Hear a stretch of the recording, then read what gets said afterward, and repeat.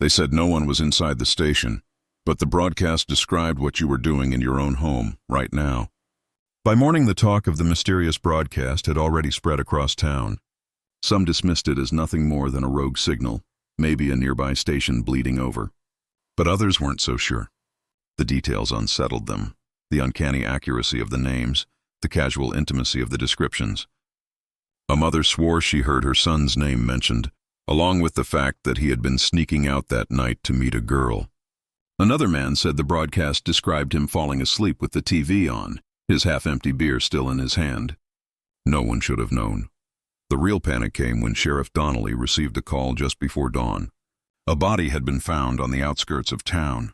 A car wreck, single vehicle, wrapped around a light pole. The driver was a young woman named Stephanie Knox. The problem was, her name had been on the broadcast hours earlier, read out in the same calm, measured tone. Stephanie Knox, age 22, last seen driving east out of town after a fight with her boyfriend. By the time the sheriff arrived, the car was little more than twisted steel. Stephanie's body was still pinned behind the wheel. He didn't say it out loud, but the details matched exactly. By noon, the story had reached nearly everyone. ZXR was alive again, speaking with a ghost's tongue. Some people laughed nervously about it, calling it a coincidence, a trick of timing. But in the diner downtown, hushed voices asked whether the station was cursed. That night, more people tuned in. Not out of enjoyment, but fear, curiosity. They wanted to hear for themselves. Radios clicked on in bedrooms and kitchens and garages. Truckers driving late turned their dials to 104.6 and waited, and at exactly 11:57 the voice returned. You're listening to WZXR, where the night never ends. The calm male voice, neither young nor old, carried a strange cadence, comforting and cold all at once. For the first half hour, it read local weather, small-town gossip, even the names of people who had birthdays the next day. Nothing unusual, nothing frightening. Then, around 12:45, it began listing names again. The names were familiar. Too familiar. Michael Talbot, age 17, sneaking cigarettes outside his girlfriend's house. Eleanor Riggs, age 54, alone in her kitchen reheating soup. Sheriff Donnelly, driving through the empty streets, hand on the radio dial. The sheriff slammed the brakes when he heard his own name. He sat frozen, staring at the radio. His hands trembled as the voice continued, describing him in perfect detail. The worn leather of his jacket, the half-burned cigarette in his ashtray, the faint country music bleeding from another station before he switched. It was describing him in real time. He shut off the radio and sat in silence, his chest pounding. But the voice didn't stop. The radio was dead, the dial blank, but he still heard the words echoing from somewhere else. From the car itself. From the night outside. The sheriff drove home in silence, his jaw locked, refusing to listen. By morning, the names from the broadcast began to match the obituaries in the paper. 2 more people dead. An elderly man who fell down his stairs, a girl found drowned in the river. Both had been listed the night before. Panic grew. Some smashed their radios. Others refused to sleep, waiting to see if their names would come up. And a few, driven by morbid fascination, began recording the broadcasts. One of them was David Carter, a former late-night DJ at the station before it closed. David lived alone in a shabby apartment above the laundromat, drinking too much and still clinging to the voice that once earned him recognition in town. When the rumors reached him, something in his gut twisted. He knew the sound of radio equipment, the way signals worked. And more than anything, he knew the voices of people who'd worked at WZXR, the one broadcasting now. He didn't recognize it. It wasn't his old co-hosts. It wasn't management. It wasn't a voice he'd ever heard. But it was using the same taglines, the same easy tone meant to keep listeners hooked. A professional's voice.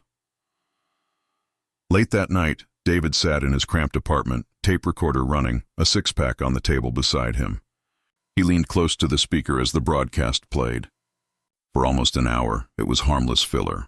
Old rock songs, weather reports, jokes about local events. He almost laughed at himself for being afraid. And then his own name came through. David Carter, age 43, sitting alone in his apartment above the laundromat. Drinking his 4th beer, David froze. His throat went dry. The voice described the brand of beer, the pack of cigarettes on the table, the ashtray already overflowing. Then it described the recorder, clicking steadily as it captured every word. David lunged forward and snapped it off, but the voice kept talking. David Carter will not finish the night. The beer can slipped from his hand, foaming across the floor. His heart pounded as he stared at the radio, every nerve in his body screaming to run. But run where? The voice grew softer, almost kind. Don't be afraid, David. You'll be with us soon. The radio went silent. David sat there shaking until dawn. The next day, his neighbor found his apartment empty. The beer can still sat on the table. The recorder was gone. The only thing left was the faint hiss of static from his radio. That night, the broadcast returned on schedule. After the usual greeting, the calm voice introduced a segment. Tonight we welcome a new host to our family. Please give a warm listen to David Carter. And then David's voice, hoarse, broken, terrified, came across the airwaves. If you're listening, turn it off. Don't listen.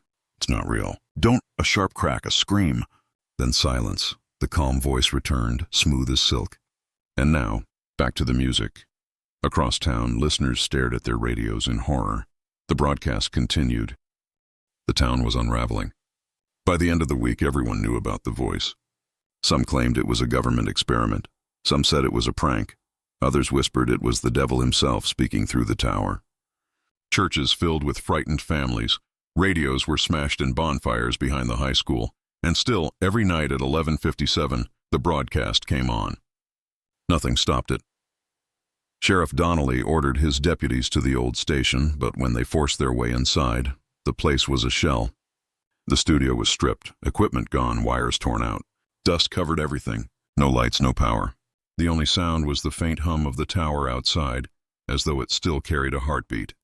One deputy swore he heard whispering in the control booth. Another said the recording light on the old microphone flickered red for just a second. Donnelly ordered them out, his stomach twisting. He didn't go back. The deaths kept coming. The broadcast didn't name many each night, 2 or 3 at most, but those names never survived until morning. Sometimes the deaths were accidents, sometimes sickness, sometimes people just vanished like David Carter. It was enough to terrify everyone. Radios were locked away, hidden, destroyed, but word still spread.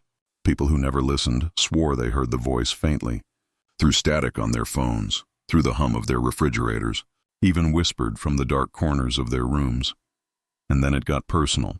On a cold Thursday night, Michael Talbot, 17 years old, lanky, reckless, sat in his room playing guitar. His parents were asleep. The radio on his shelf clicked alive. You're listening to WZXR, where the night never ends. Tonight's special guest, Michael Talbot. Michael froze, his fingers stuttering on the strings. The voice chuckled softly. Michael likes to think of himself as a musician. Dreams of leaving town, of seeing his name in lights. But Michael's name will be written somewhere else. The guitar slid from his lap. Michael Talbot, age 17, will die tonight. His chest tightened, his breath caught in his throat. He lunged for the radio, yanking the cord from the wall. But the voice kept talking, calm, patient, coming from the speaker, though no power fed it. Run if you like, Michael. But the airwaves reach everywhere. Michael screamed, bolting from his room, pounding down the stairs. His parents woke to the commotion, chasing after him as he stumbled into the yard. His father grabbed him, shaking, demanding what was wrong. Michael only cried and pointed back at the house. Upstairs, his bedroom window glowed faintly red, pulsing in time with the words none of them wanted to hear. Michael never saw morning. His body was found in the creek by dawn, neck broken, water frozen around his face. By then, panic was unstoppable. Parents forbade their children from turning on electronics. Workers quit their night shifts. People started sleeping in groups, huddled together as though numbers could protect them. Yet every morning, new names joined the paper's obituary column, and still the tower hummed. Among the chaos, a few tried to fight back. A group of college students studying communications set up equipment to track the signal. They sat in a borrowed van near the edge of town, computers and wires tangled around them. They managed to trace the broadcast, only to find it led directly back to the tower itself. But the power lines were dead. The station was disconnected. Nothing should have been transmitting. One student, a girl named Natalie, leaned closer to the audio feed. She frowned. The background wasn't silent. There was something under the voice, something faint, like dozens of whispers overlapping, rising and falling in strange harmony. She boosted the volume until the whispers filled the van. The others clapped their hands over their ears. Natalie didn't move. She stared at the screen, her eyes wide, lips parting in shock. A moment later, she smiled. When the others tried to pull her away, she fought like a wild animal, shrieking until her throat tore. That night, her voice joined the broadcast, whispering beneath the calm announcer, begging others to listen. The sheriff heard all of this secondhand. He'd stopped turning on radios entirely, even removed the one from his cruiser. But he couldn't escape the stories, couldn't escape the deaths, couldn't escape the way his own name had already been spoken once before, and yet, curiosity gnawed at him. He found himself parked outside the station again, staring at the broken windows, the weeds clawing up the walls. The tower loomed above, rusting and skeletal, buzzing faintly as though alive. He knew he should drive away, but instead he lit a cigarette and sat in the dark, waiting. At 11:57, his dashboard speakers crackled alive. "You're listening to WZXR. Tonight we have a very special listener." "Isn't that right, Sheriff?" Donnelly's stomach lurched. The cigarette slipped from his lips. "You've been so brave, keeping order while the town falls apart. But it's hard, isn't it? Hard to keep the peace when you know the truth." He gripped the steering wheel until his knuckles whitened. "You can't stop it. You never could. We were here long before your tower, your wires, your microphones. This is just how we reach you now." The sheriff's breath came shallow and fast. The voice chuckled. "You'll be one of us soon enough. We're already inside the signal, inside the silence. Haven't you noticed the whispers when you close your eyes? Haven't you heard your own voice in the static?" Donnelly threw the door open and stumbled out of the car. The night air was cold, cutting his lungs. He pressed his hands to his ears, but it didn't matter. The voice was in him now. From the corner of his eye, he saw movement in the tower's shadow. Figures, thin, indistinct, shimmering like heat waves, crawled up the steel, their mouths open wide. Dozens of them, maybe hundreds, clinging to the tower like insects. And all of them were whispering his name. He staggered back, fell to his knees. The tower loomed above him, humming louder, the sound merging with the voices until his bones vibrated with it. And then, just as suddenly, silence. When he looked up again, the tower was empty. His car radio hissed softly, though it wasn't even on. A final word slipped through. "Soon." The sheriff left the tower behind that night, but he knew he wouldn't escape forever. No one did. By the next morning, Sheriff Donnelly was a hollow shell. He barely remembered driving home, barely remembered collapsing into bed with his boots still on. But when sunlight streamed through the blinds, he woke with the certainty that he hadn't dreamed any of it.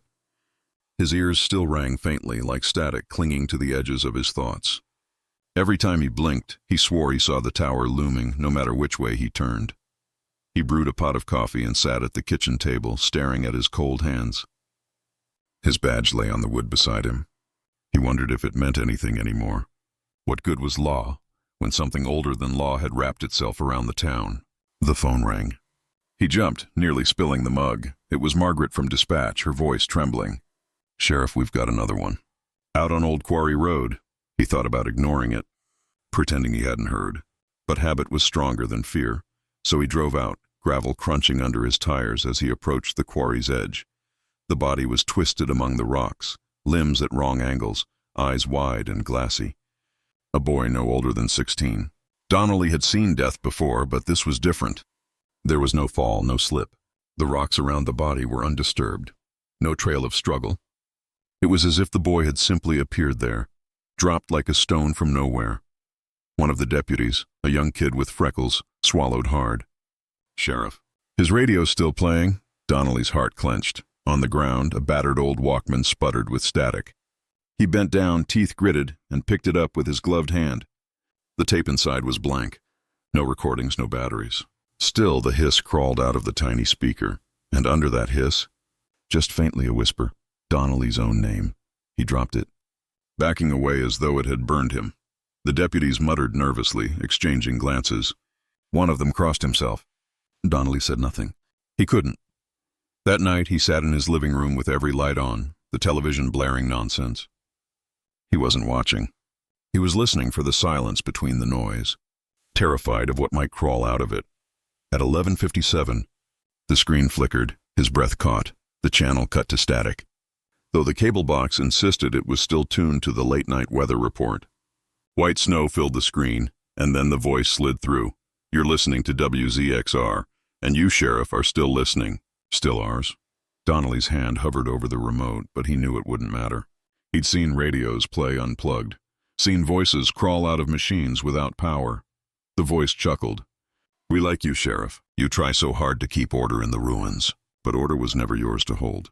We're only giving the town what it's always wanted, something to fear together." Static hissed. Shapes writhed faintly in the television snow, figures pressing against the screen as though they could push through the glass. "You'll understand soon." They all will. Fear binds better than hope. That's why they keep listening, even when they burn their radios. They can't help it. They're tuning themselves without knowing. Every whisper, every silence draws them closer. The figures in the static leaned forward, mouths stretched open, endless and black. Donnelly hurled the remote at the screen, shattering glass. Sparks spit. The room plunged into darkness. The only sound, his ragged breathing. He didn't sleep at all. By dawn, the town was different. People walked in a daze, eyes hollow. The few who still tried to leave found their cars died on the highway, their phones useless, their engines refusing to turn. Some swore they saw the tower no matter which way they drove, its black shape rising beyond every hill. One woman screamed in the middle of Main Street, clawing at her ears, shrieking that the whispers were eating her thoughts. By the time anyone reached her, she had torn herself bloody. Smiling with teeth stained red, she spoke in the announcer's calm voice. "You're listening to WZXR." Donnelly watched, numb as she laughed herself hoarse before collapsing. The laughter didn't stop when her body went still. It drifted from the street lamps, the shop windows, the very air itself. He staggered back, heart pounding. That night, he returned to the tower. He told himself he was going there to end it, but deep down he knew better. He wasn't bringing dynamite, wasn't calling engineers, wasn't planning anything at all. He was being pulled. The weeds at the station door parted like hands, guiding him inside. The studio was different now. Not abandoned, not dusty. The equipment was back, polished, humming. Lights blinked on the soundboard. The microphone glowed faintly red, and in the chair before it sat someone he recognized. Natalie, the student. Her face pale, her eyes black. She smiled.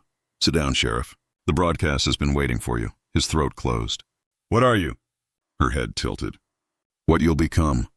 "What everyone will." "The signal doesn't create us. It reveals us. We've always been here, Sheriff, in the quiet between your words, in the silence after prayers, in the breath you hold when you hear your name in the dark. The tower just amplifies us." He stumbled back. She reached for the microphone, her fingers bone-thin and trembling. "Your turn." The red light flared.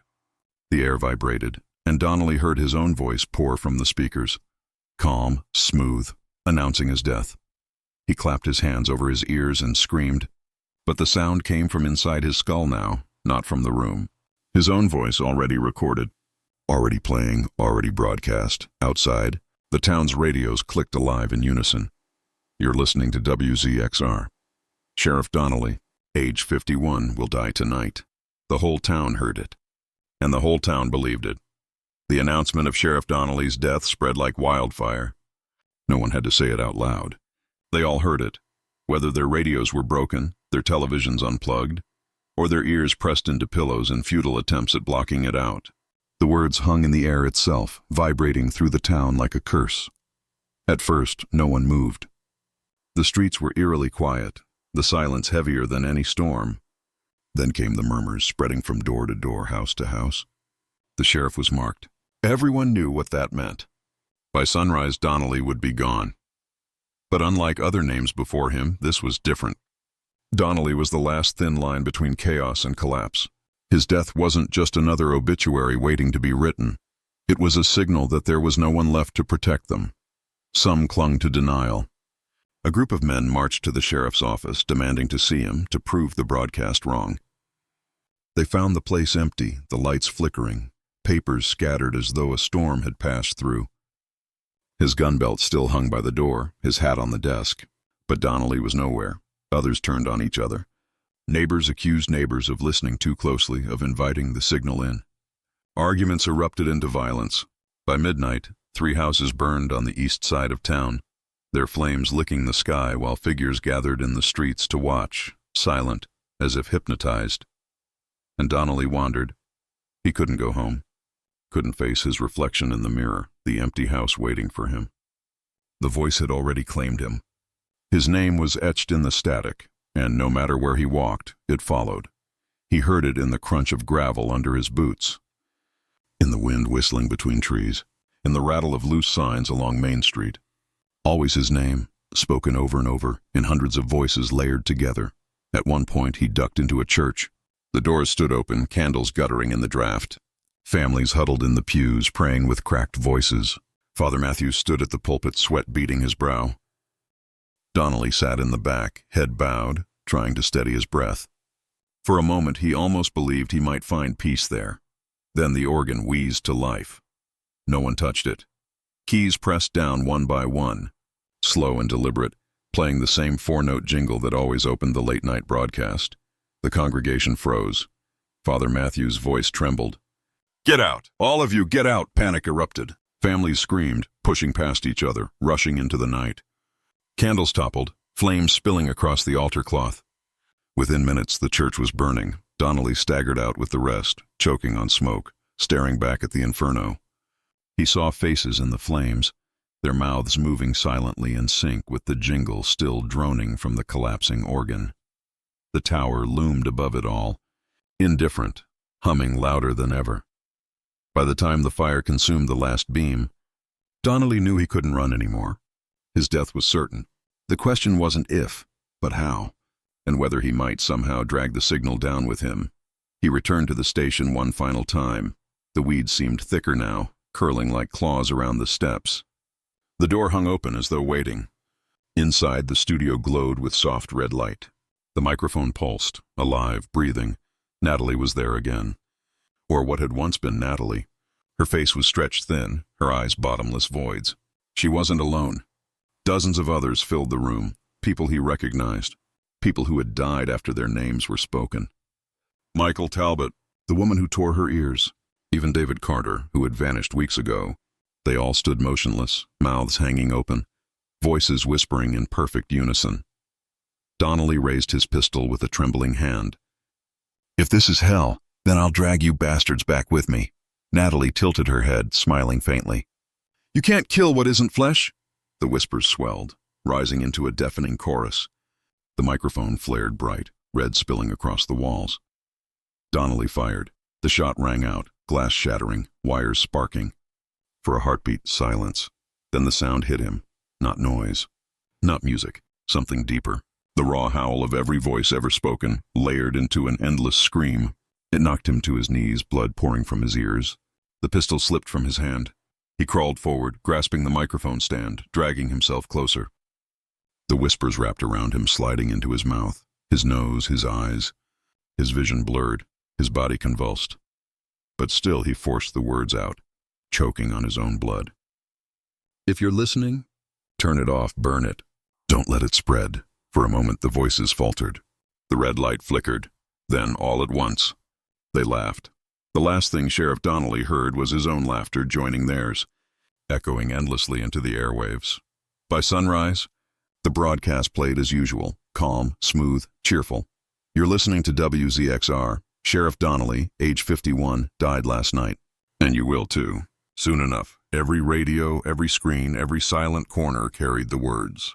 And no one turned them off, because by then the whole town was already listening.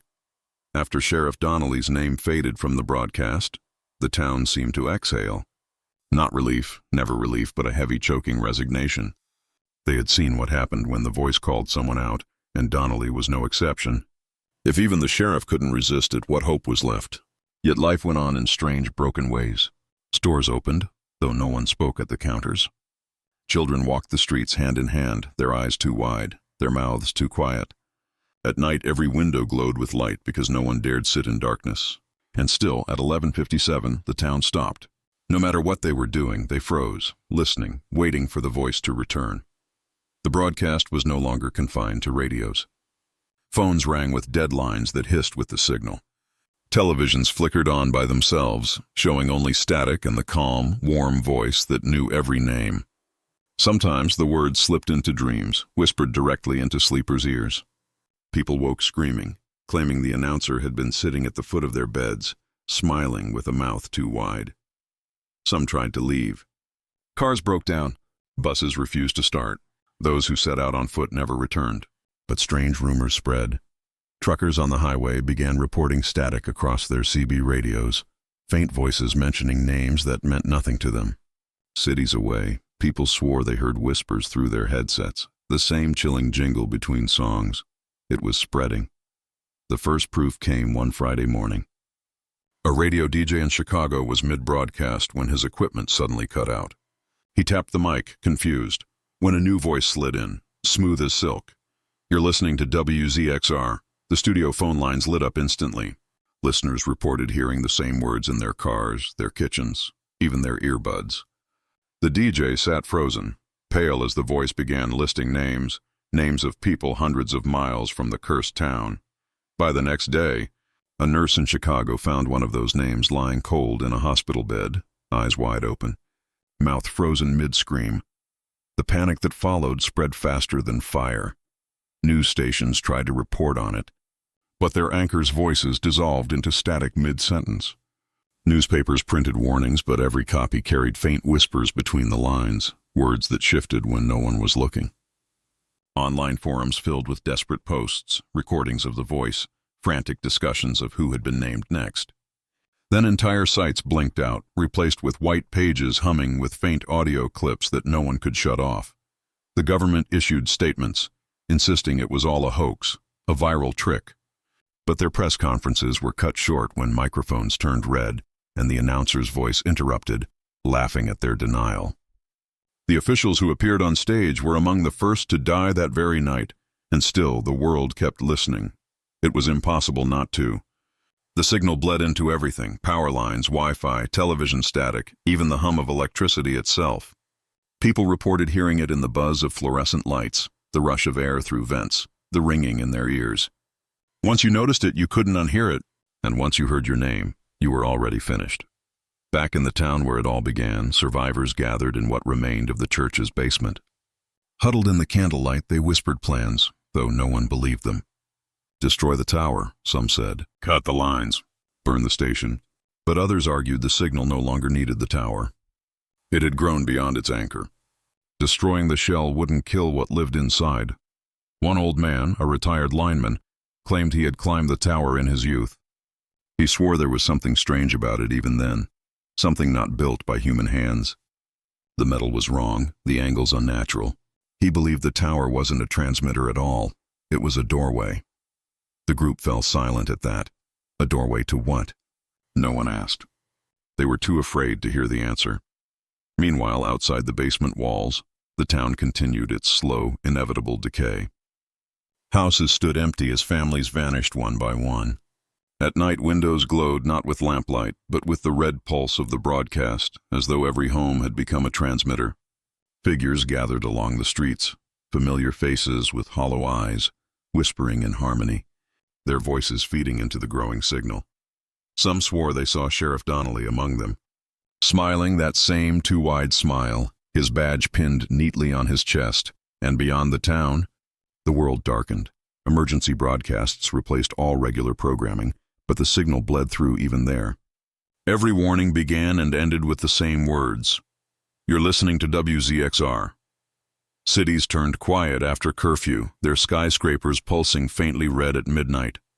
In some places, whole neighborhoods went silent overnight. Doors left open, meals still on tables, televisions glowing with static. The panic reached its peak when the names stopped being local. One night, the broadcast listed hundreds of names. No pattern, no order. Men, women, children, scattered across continents. The voice was calm, patient, certain. And by morning, hospitals, morgues, and news feeds overflowed with confirmation. It wasn't just the town anymore. It wasn't even just the country. It was everywhere. In one city, a group of engineers tried building a Faraday cage, locking themselves inside to block the waves. It worked for 3 nights. On the fourth, they heard the jingle and the sound of their own breathing, the rhythm of their heartbeats. By dawn, the cage was empty. In another, a cult formed, claiming the voice was salvation. They gathered nightly around loudspeakers, begging to hear their names. When the broadcast finally obliged, the entire group walked calmly into the river and never surfaced, and still the voice spread, smooth and warm, slipping into every device, every silence, every space that could carry a vibration. The world didn't need to be convinced to listen. It had always been listening. Back in the town, only a handful remained alive. They no longer spoke of survival. They only asked each other the same question in broken whispers. How much longer until it said my name? No one had an answer. And then one night, at 11:57, the voice changed. Not the words, not the tone, but the feeling. Softer, almost tender. You've been with us a long time, dear listeners, but soon the last broadcast will come. And when it does, we won't need radios or towers or wires anymore. We'll be everywhere. We'll be you. The red light flared across the horizon. Towers far beyond the town glowed faintly in response, one by one, as though answering a call. For the first time, people realized the signal wasn't spreading. It was waking up. The night after the voice promised its last broadcast, the world held its breath. People didn't dare sleep, didn't dare blink, terrified that closing their eyes for even a second would make them miss something vital. Entire cities gathered in public squares, screens erected to share the moment. Some prayed, others drank themselves numb, and still others laughed hysterically, convinced that the end had already happened and they were only waiting to catch up. At 11:57, the air thickened, not just in the cursed town now, but everywhere. Radios clicked on, phones buzzed even without batteries. Street lamps flickered red, traffic lights glowed blood bright. From every source of sound came the familiar jingle, 4 notes that sank deep into the marrow of every listener, and then the voice. You're listening to WZXR, and tonight, dear listeners, is our final night apart. Across the world, millions wept, screamed, or knelt in silence. The voice carried the same warmth it always had, but beneath it was something heavier, a resonance that vibrated in every chest, as though a second heartbeat had been planted there. For so long you've tuned in. You've whispered our words, burned your radios, hid from the silence. But you've always listened, even when you didn't want to. That's what makes you ours. The broadcast paused. The silence itself seemed alive, pressing down like a physical weight. Tonight, the voice said softly, we'll speak all your names. The world trembled. It began with a handful. A man in Paris, a mother in Sao Paulo, a soldier in Tokyo. Each name followed by the same gentle certainty, we'll die tonight. And as those names were spoken, those people fell, wherever they stood. In their kitchens, in their beds, in their barracks.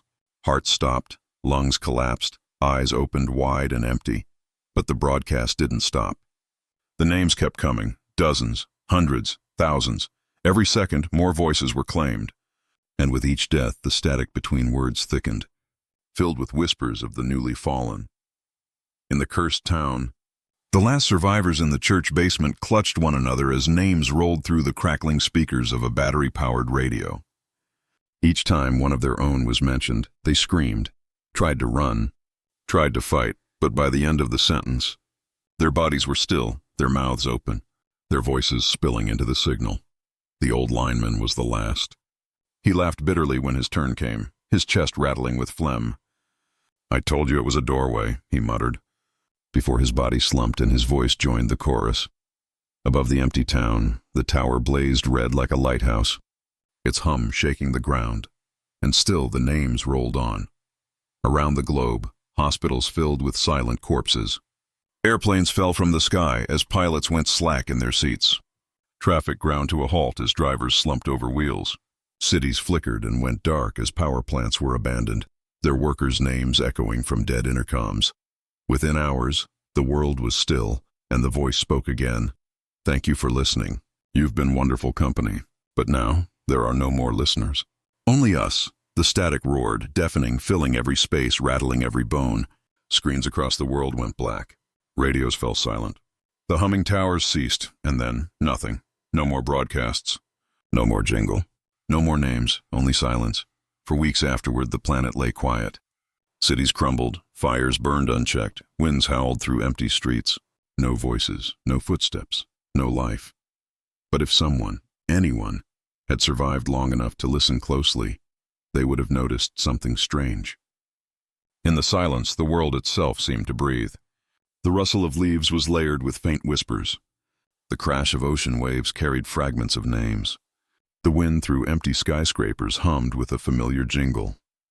The broadcast hadn't ended. It had simply become everything. And somewhere, deep in the static of existence itself, a warm, calm voice waited. You're listening to WZXR, and we'll be with you forever. The silence was not silence at all. It was heavy, alive, stitched with voices too faint for human ears, yet they lingered everywhere. In the streets of dead cities, echoes clung like fog. In abandoned houses, televisions without power still flickered faint shadows when night fell. The signal was no longer bound to towers, wires, or machines.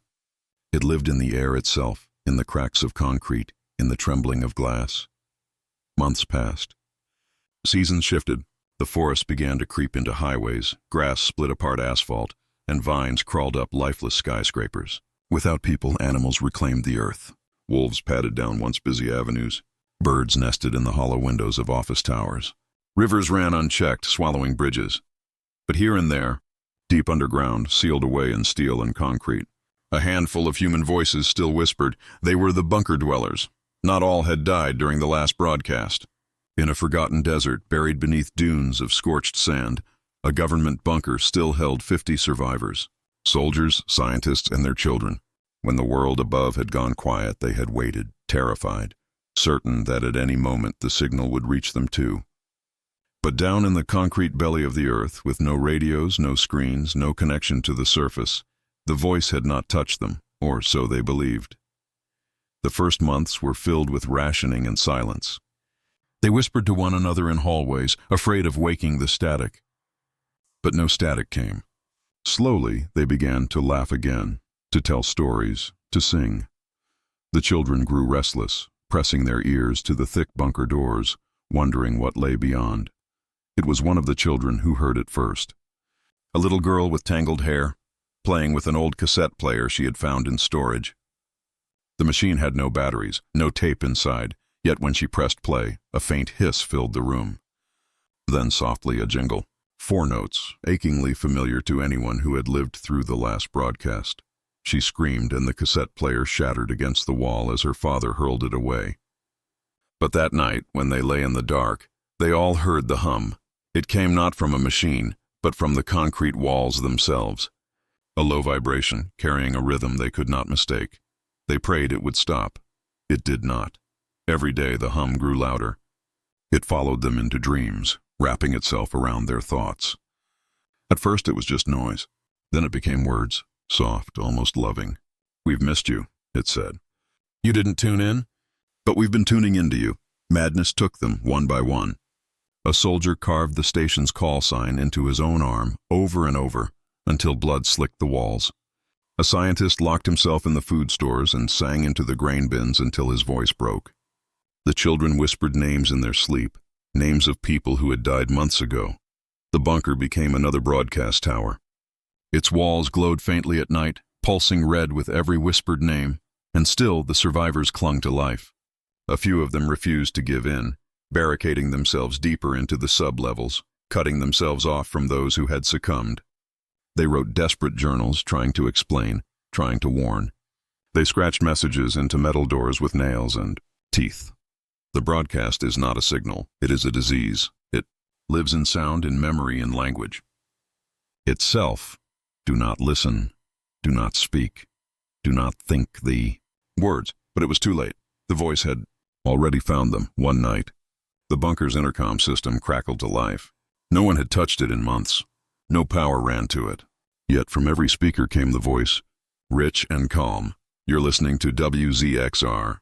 And tonight, dear listeners, we welcome our last audience. Screams echoed through the steel halls as the survivors realized the truth. They had not been spared. They had only been saved for last. The children laughed as they fell.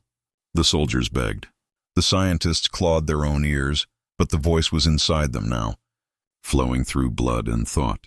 And when the last of them lay still, The bunker doors, sealed for so long, swung open on their own. Outside, the desert was quiet, starlight glimmering over endless dunes. The wind rushed through the opening, carrying whispers that had waited for years. The hum spread into the sand, into the stones, into the bones of the earth, and the station spoke again. Broadcast complete, signal eternal. The desert wind carried the jingle far, far away, and wherever it touched, silence followed. The deserts and forests swallowed what humanity had left behind, but not everyone had vanished. Scattered across continents, there were wanderers, loners who had slipped through the collapse, not because they were stronger or smarter, but because luck had placed them far from radios and televisions the night the world went quiet. They carried no illusions of rebuilding. They moved like ghosts through dead cities, scavenging canned food, bottled water, anything that hadn't spoiled. They avoided the silence, though silence was everywhere. One of them was Elias. He had been a maintenance worker at a remote mountain dam when the broadcast swept through civilization. No radios, no televisions, just the steady roar of water and the cold patience of concrete walls. When he finally came down from the mountains weeks later, the towns were already hollow. He never saw another living soul, only the aftermath. Meals left unfinished, cars stalled mid-intersection, shopping carts abandoned in grocery aisles. The world had ended while he was turning wrenches, tightening bolts. For years, Elias wandered. His beard grew wild, his skin leathered from sun and frost. He carried a hunting knife, a dented thermos, and a notebook filled with names, his attempt to remember the world that had once been. Each town he passed through, he wrote down the names on mailboxes, gravestones, scraps of paper. He whispered them to himself at night, afraid of forgetting, and sometimes the world whispered back. At first it was only faint, the flutter of static when wind rattled loose wires, the half-formed syllables when rivers ran over hollow logs. He ignored it. He told himself it was memory, imagination, loneliness. But the longer he wandered, the louder it grew.